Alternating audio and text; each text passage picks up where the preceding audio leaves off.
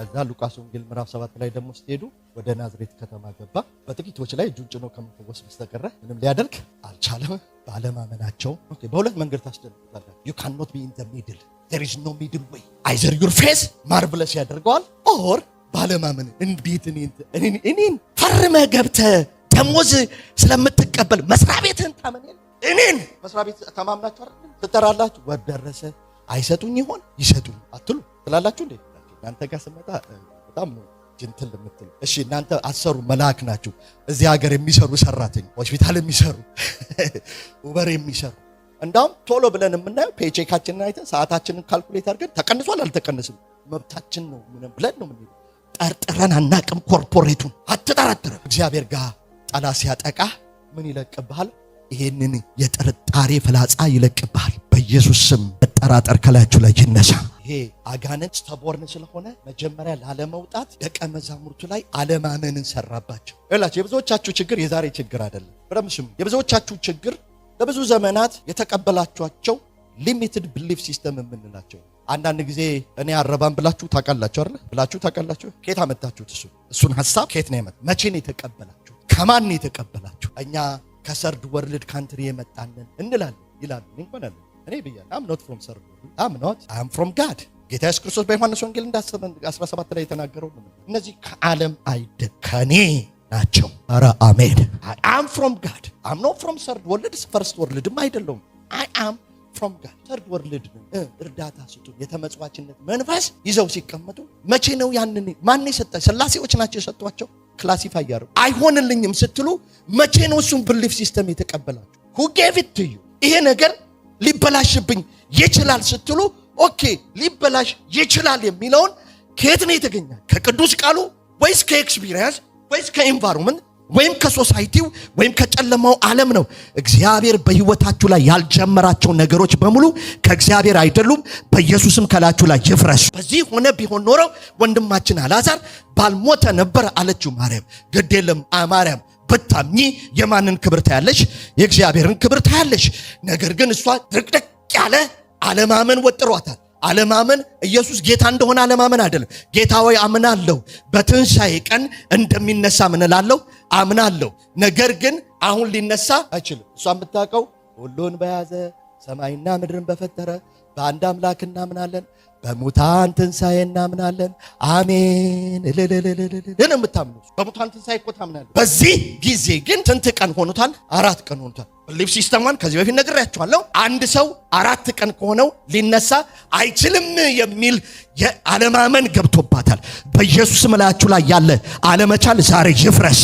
ወጥር አርጎ ይዟል። ከዛ ጌታም ብዙም በቃ እቺ አሁን ምን ማለት እንደሆነ ልንገራችኋለሁ። እቺ በቃ ጭንቅላቷ የያዘው ንፍጥ ብቻ ነው ማለት ሶሪ ቱ ሴይ ዲስ እቺ በቃ አንጎላ የያዘው ንፍጥ ብቻ ነው። ስፔስ የለም ለእምነት። 4 ቀን ሆኖታል የሚል ድግድግ አርጎ ይዞታል። ከዛ ተዋትና መቃብሩን ሰዱኛል። ስለዚህ ይላችኋል ታሪክ ሄደ።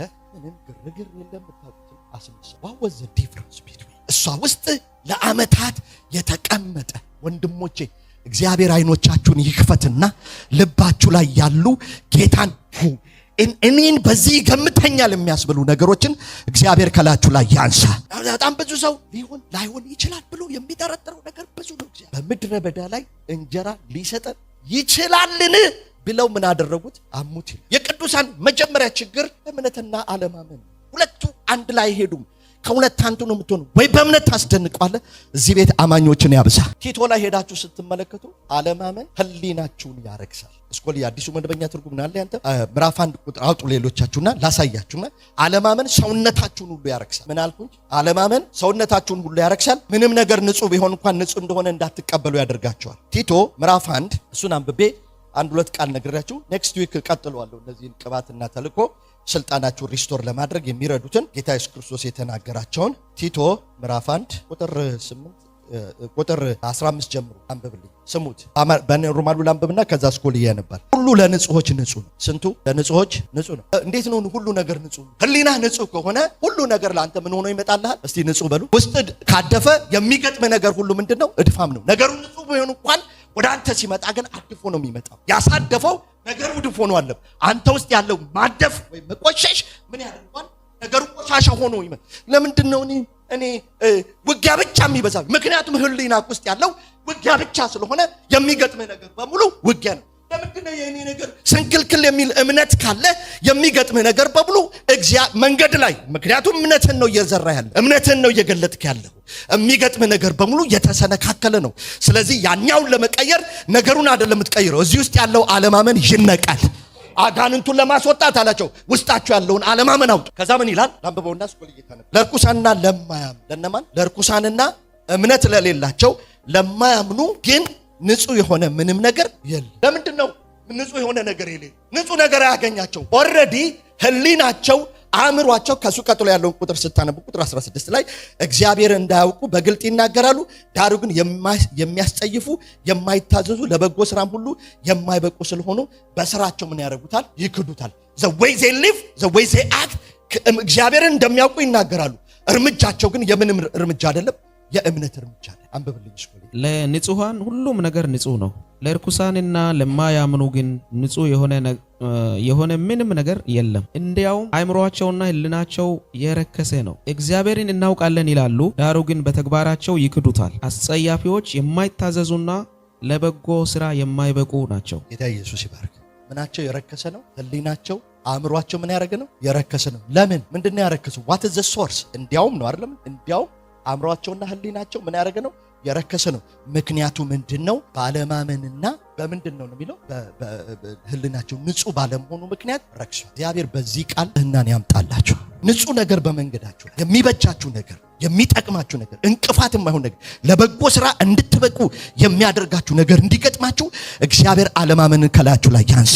ወዳጆቼ ይሄን ነግራችሁ ጨርሳለሁ። መንፈሳዊ ዓለም ይሄን ቀና ብላችሁ በደንብ ስሙ። መንፈሳዊ ዓለም ማዕረግ አያከብርም ብዬ ጀምሬያለሁ። አለቀድም አያከብርም። እስቲ ሂዱና ዕብራውያን 11 ላይ ያሉትን ሰዎች በሙሉ ተመልከቷቸው። አፖስትል የተባለ ፕሮፌት የተባለ ጥሩ መንፈሳዊ ዓለም የሚቀበለው ማዕረግህን አይደል፣ እምነትህን ሲያይ መንፈሳዊ ዓለም ይተባበራል። ኧረ አሜን። ረአብ አይደለም የሚለው ረአብ የትኛው ማዕረግ መቼ ነው ፕሮፌት የሆነችው? በቃ የእግዚአብሔር ዓለም የሚያምን ሰው ሲያገኝ ሰማይ ይተባበረዋል። ሰው አትፈልጉ። ኢየሱስ እንደዚህ ያላቸው ሰውየውንም ብታምን ሁሉ ምን ይቻላል? ለሚያምን ስንቱ ይቻላል? ለደቀ መዛሙርቱም ማዕረጋችሁን አፖስትልሺፑን ቅባታ አትጠበ እሱን አይደለም የሚያከብረው መንፈሳዊ ዓለም። እምነት ካላችሁ እምነት ወንድሞቼ በእግዚአብሔር ቤት ውስጥ ሁል ጊዜ መንፈሳዊ ነገራችሁን እየገነባችሁ በእግዚአብሔር ደስታና ክብር ለመኖር የምትፈልጉ ከሆነ አንድ ቁልፍ ነገር በምንም ነገር የማታስነኩት ነገር ቢኖር እምነታችሁን ነው። እግዚአብሔር በእምነት መንፈስ ይባርካችሁ። አቤልን ያነሳል። አቤል ማዕረግ ነበረው አልነበረው? በእምነት ከቃየል ይልቅ የሚበልጥ ምንን መስዋዕትን አቀረበ። እግዚአብሔር ምን አረገ? ደስ አሰኝ። ሄኖክ ማን ነው? ሄኖክ አይደል? ልክ ነኝ። ሄኖክ የትኛው ማዕረግ ነው? ሐዋርያ ነው። ማዕረግ አያከብርም። አንቺም እኔም ሁላችንም ስናምን ሰማይ ይተባበራል። አትፈልግ ሌላ ሰው። ደቀ መዛሙርቱ ጋር አውጣ። እምነትህን አሳድገው። እስቲ አሜን በሉ። እምነታችሁን አሳድጉ። መጸለይ ካለባችሁ ሁልጊዜ ጌታ ሆይ አለማመኔን ስበረው፣ ከላይ ጥርጣሬ ላይ ከላይ ስበረው። ለዓመታት ውስጤ የተቀመጠ ትክክል ያልኳቸው እንደ ቃሉ ያልሆኑ እምነቶች በኢየሱስም ይልቀቁኝ፣ ይፍረሱ ከላይ ላይ እያልክ ጸልይ። መንፈሳዊ ዓለም ልክ ስታምን አድናቆቱን ይገልጥልሃል። በምን? ኧረ አሜን። አድናቆቱ ሲገልጥልህ ምንድን ፈወሰው። አድናቆቱ ሲገልጥልህ መካኒቱን ሊሰጣት። አድናቆቱ ሲገልጥልህ ጻድቅ ኖህን በምድር መካከል ምን አደረገው? በሚመጣው ዘመንም የፍርድ ምልክት አደረገው። አድናቆቱ ሲገልጥልህ የእሳቱን ኃይል አጠፋላቸው። አድናቆቱ ሲገልጥ የአንበሳን አፍ ዘጋላቸው። ሲገልጥ መደነቁ፣ እምነትን አይቶ መደነቁ፣ ሰማይ መንፈሳዊ ዓለም የእግዚአብሔር ዓለም ሲገረምብህ በእምነትህ ኢንቫይሮመንትን ይለውጠዋል። ዳጆቼ እምነት በደንብ ስሙ። የሰባኪ ውሸት ሁለት የዋሸዋቸው እችን ተናግሬ ጨርሳለሁ ነው አሉ የሰባኪ ውሸት። እምነት የእግዚአብሔር ስራ። ለእግዚአብሔር የምትሰሩት አንድ ነገር ቢኖር አንድ ነገር ብትኖር ማመን። ለምን አሜን አትሉ? በቃ ነገርኩ። ሂድና ወደ ተራራ እንጨት ይዛችሁ ኑና ቤቴን ስሩ ቢል እግዚአብሔር እዚህ ሄደን በምንድነው ስቶን ማውንቴን ተራራ ላይ ሄደን ዛፍ አንቆርጥም፣ መተው ያስሩሃል። ቤቱን ለመስራት ይዘው የምትመጣው እንጨት ቢኖር የእምነት እንጨት ይባላል። የእግዚአብሔር ስራ ዮሐንስ ወንጌል ምዕራፍ 6 ላይ ጊዜ ስለሌለን ታውቁታላችሁ። በላከው በልጁ ምን እንድትሉ እንድታምኑ ነው። እነሱ ስለ ጽድቃቸው፣ እነሱ ስለ መጽዋት፣ እነሱ ስለ ትሩፋት፣ እነሱ ስለ ምናምን ይናገራሉ። ይሄ እግዚአብሔር የጀመረው ስራ አይደለም። እግዚአብሔር በእናንተ ህይወት ውስጥ የሚጀምረው አንድ ነገር ቢኖር የእምነት ስራ ነው። በኢየሱስም የእምነት መንፈስ ያገኛችሁ። አምናለሁ። ወዳጆቼ አልችልም የሚል ነገር ከቤታችሁ ይነሳ። ቤታችሁ ላይ አይሆንም የሚል መንፈስ፣ ይሄ እንኳን ሊሆን ይችላል ብለሽ ነው የሚል መንፈስ፣ ከእንዲህ አይነት ሰዎችም ራቁ ወዳጆች። ባለማመን ምክንያት ከሚያዘገዩአችሁ ሰዎች፣ በጌታ በኢየሱስ መንገዳችሁን ከሚያረዝሙ ሰዎች ዛሬ ለያችኋለሁ፣ ዛሬ አፋታችኋለሁ። ከእንዲህ አይነት ጓደኞች አለያያችኋለሁ። ቅዱስ ነውና እግዚአብሔር በእምነት ተቀድሳችሁ ትኖሩ ዘንድ በኢየሱስ ክርስቶስ ስም እንዲህ አይነት ያለማመን መንፈስ ያለባቸው ከመንገዶቹ ላይ ይነሱ፣ ወደ እምነት እንዲደርሱ ጸልያለሁ። አባት ሆይ እናመሰግናለን። የሰናፍጭ ቅንጣት አይነት ፒውር ፌዝ የምትባለው አይኔ በቲትስ ፒውር በጣም ትንሽ ናት፣ ግን ንጹህ ናት፣ ግን ነጭ ናት። እንደዛ አይነት እምነት በልባችን ይደግ። እሱን እንድናሳድግ ጸጋህን አብዛል። ዛሬ እንደተናገርክ ለአንድ ሰው ለሚያምን ወዳጆቼ የመጣችሁበት የኀፍረት ነገር መጨረሻው ከዚህ በኋላ አታፍሩ፣ ከዚህ በኋላ አታፍሩ። በእምነት ለሚቀበል ሰው አላፍር። በእምነት ጸልያለሁ፣ በእምነት ጾማለሁ፣ በእምነት ጸልያለሁ፣ በጌታ ፊት እሆናለሁ፣ አለማመንን ከላይ ላይ ሰብራለሁ፣ ይሄ ኀፍረት የመጨረሻ ይሆናል፣ አሁን እነሳለሁ የሚል መንፈስ በጌታ በኢየሱስም በሕዝብ ላይ እንዲወድቅ ጸልያለሁ። ወዳጆቼ አንድ ነገር በቃ እናንተ አንድ ትልቅ ጠላት ጂኒ አይደለም ወዳጅ፣ አለማመን ነው። ከላያችን ላይ እንስበር እሱን ፈጠን ግድ የለም አሜን በሉ። ሰውነታችንን ሁሉ የሚያረክስ እሱ ነው። እግዚአብሔር ይሰብረዋል። እግዚአብሔር ስሙ የተባረከ ይሁን።